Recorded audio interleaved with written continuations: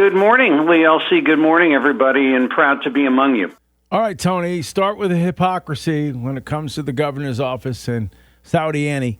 Yeah, you hit it this morning when you talked about this whole laissez-faire attitude in Connecticut, and we're going to talk about the screwed up and the conflicted. Now, we're approaching, due to the wonderful work of our friend and colleague George Colley, day 12 of the Saudi Annie scandal, of the silence being deafening, Saudi Annie being the spouse of our Anne Lamont, of our Governor King, Ned Lamont, the unaccountable. And no one anywhere is, be it Democrat, Republican, German, Martian, Armenian, has any comment as to, what's taken place. It's laughable if it were funny, and it's not. And the silence is deafening and telling, and unfortunately it's sickening.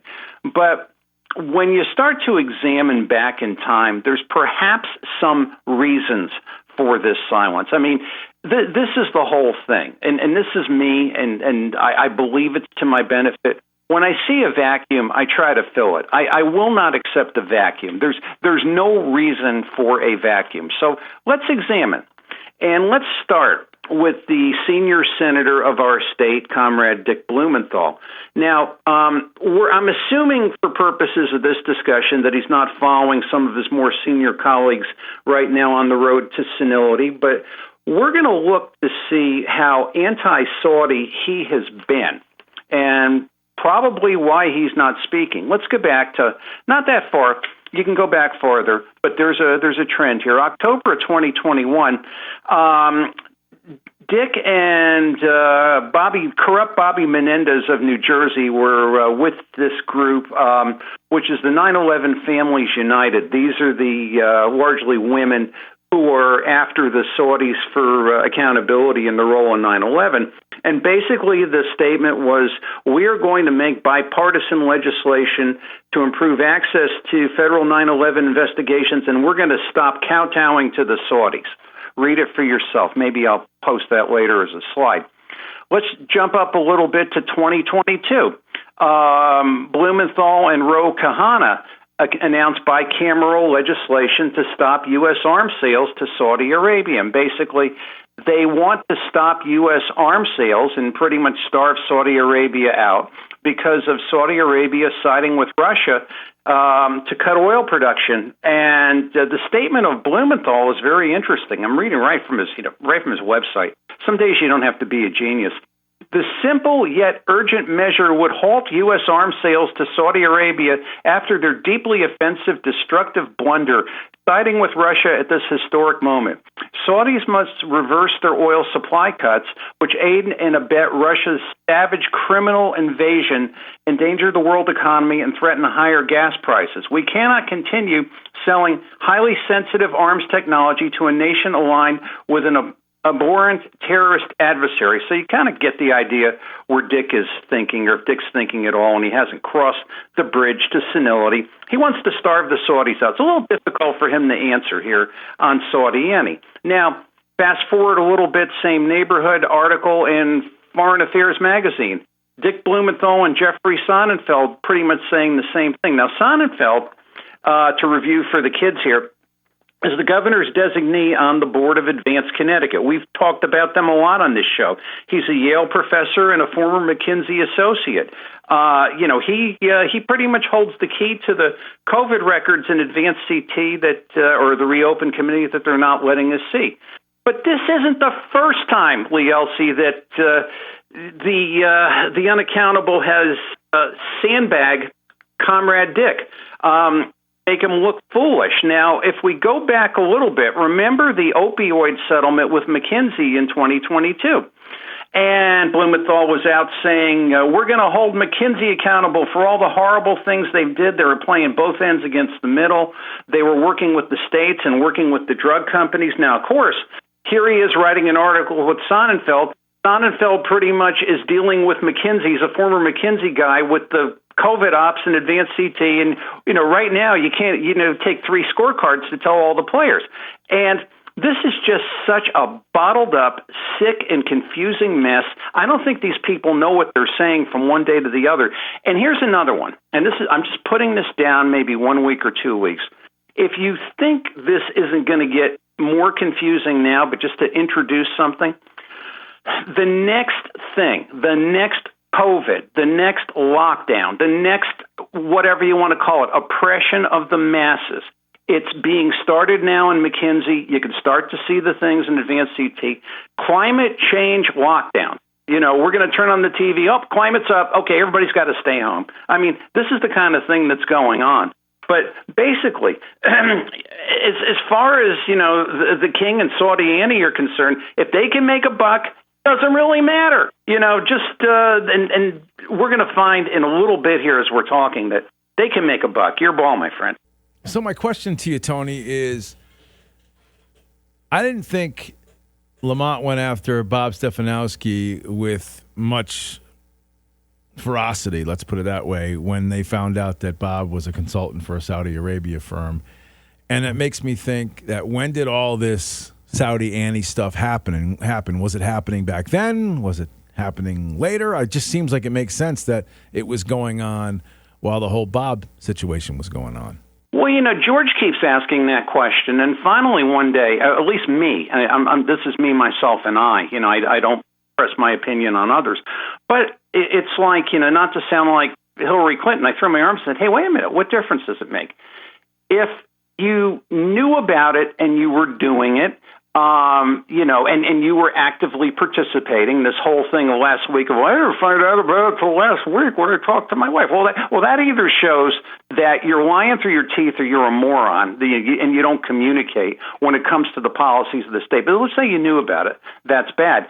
But after a while, it's like when you've accused somebody, everybody else goes home, and then you sort of like run around the back and start doing the same thing. That almost makes you worse. There's no win here, Lee Elci. There's none. There's no Ned looking good. Because the other thing is there's very little information on, the due diligence that it involves to make that kind of a hookup for a domestic equity closely held partnership to get, known and blessed and recognized by the Saudi Arabia PIF. I mean, if you look at just domestically, like leaving Saudi Arabia outside of it, just my, sort of limited experience in this, it would take minimally 6 months. I mean, you have to go, you have to meet, you have to go to dinner, you have to talk to these people. Do you communicate? Do you share similar views? Can you work together? What about the administration? What about the systems? And then it's like, okay, let's go a little bit farther. Well, show me your financials. I'll show you mine. How are we going to do the banking? I mean, this couldn't have possibly happened in like a month. It had to take a lot longer. So, Tony, how does this directly affect or influence Connecticut's government policy? Well, I'm very happy you asked that question. I had some pontificating, I'm going to use the word Republican pinhead, approach me and say, this doesn't matter. What are you still dealing with this for? What are you still dealing with SEMA for? And I had to tell him, sort of biting my lower lip and, not saying what an idiot I thought he was or lazy and conflicted. You're missing the obvious here. And what you have to do is you have to look and see, how is Ned governing? And I made the statement last week that Ned is governing in line with what his family investments are telling him to do. Let's just take drug policy. Now, we started to talk about, I believe it was several years ago, I think we were the first, I know we were the first, about a pot banking concern known as Dama Financial and the OHCFT making an investment in that, where you have a sitting governor who's very interested at this point of legalizing marijuana, and which happened 2022, 2023. Now, curiously, I poked a little bit of information about this last week. We're coming to the point now of having, becoming, our city's becoming Portland, Oregon, harm reduction centers. And basically what is a harm, there are people on our legislature who think a harm reduction center is a good thing. And basically it's a, safe place to shoot up and, where you don't OD and you don't kill yourself and things like that. Now, to me, I just think two things. Number one, isn't it government's function to get people off of drugs and not encouraging them to be on drugs. Like, drugs are bad, drugs are not good. Now, the other thing is, if you've ever dealt, I'm sure everybody in our audience in some kind of way has dealt with an abuser or an addict or an alcoholic. Substance abuse kills incentive, and it kills the desire to do better. So that when you're taking away, when you're not making a clean environment for, like, I get calls, from people that are like, hey, I'm starting up a restaurant in New York. I'm a barmaid. I want to buy this thing. Can you help me with evaluation? Maybe I can and maybe I can't. But this is just basically people want to do something organically. And, it's the kind of thing that if you make that kind of thing unsafe, they won't do it, and where do they end up? They end up in the harm reduction center. So let's take that a little bit further. Now, the Oak HCFT is heavily invested in something called Groups Recover Together, which is opioid addiction remediation. So, I'm going to use my 7th grade educated father's term. Saudi Annie and the unaccountable have got them going and coming, and the government policy in Connecticut has made very conducive for them to do that. Now, that's pocket change. That's let's look at, Sanibel Investments. Thank you, George, for pointing this out on the site. The Public Investment Fund, the Saudi Arabia Public Investment Fund, $620 billion. Its aim is to help diversify the country's economy away from oil with investments focused locally and globally. The Green New Deal. Now, let's look at the unaccountable's actions. We've got TCI, we've got wind turbines, we have an objective for fossil fuel-free electricity by 2040. We're now fully adopting the California standards of eliminating the sale of gas-powered vehicles starting in 2027, the Green New Deal. And we've also seen, in this whole thing of like, well, she's not involved in policy, what are you talking about? We got her right in the baby bonds legislation, as we said a couple of shows back. So, it's like, stop pontificating with these lazy excuses and pretending that nothing's happening here. Not only does she bear on government, it bears on really a much bigger thing, which, we'll have a couple of moments to talk about. Remember what we talked about last week, Henry Kissinger's comment years back. He who controls the fuel controls the world. Actually, back in Kissinger's day, he said he who controls oil controls the world. This is a much bigger objective.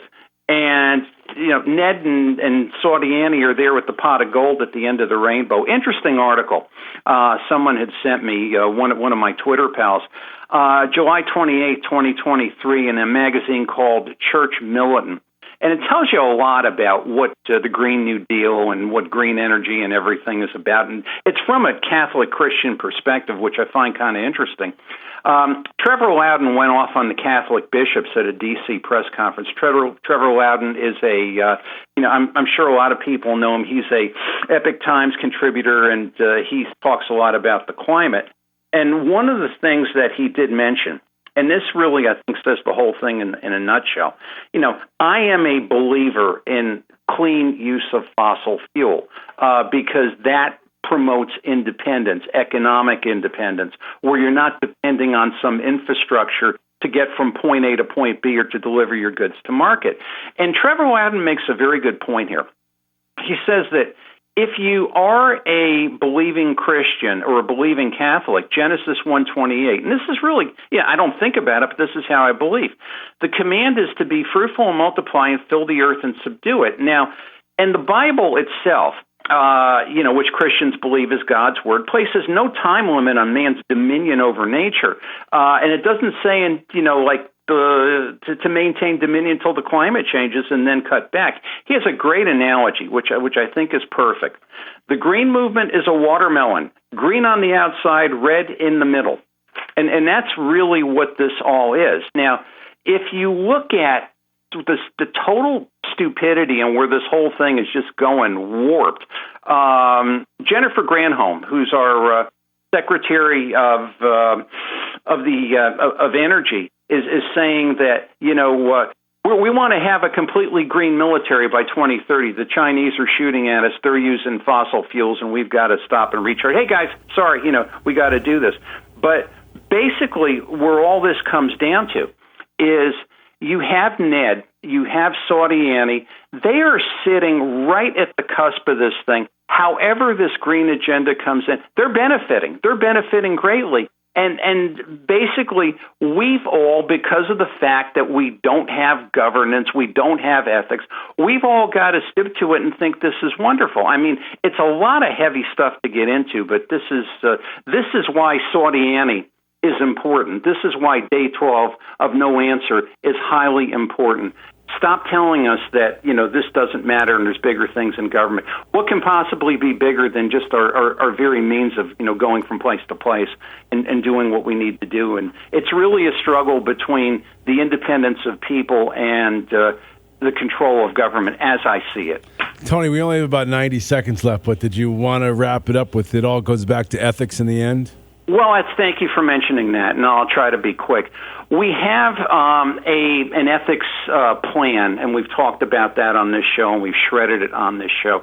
There is an office in this plan known as you say, why does this happen? There's an office in this plan known as an independent intermediary, who's not a blind trust. They tried that rap, and it's garbage. It's not at all true. But basically, this person is supposed to look at something like this and say, hey, you guys are, sort of, Ned and Saudi Annie, you're kind of manufacturing government here for your own purposes.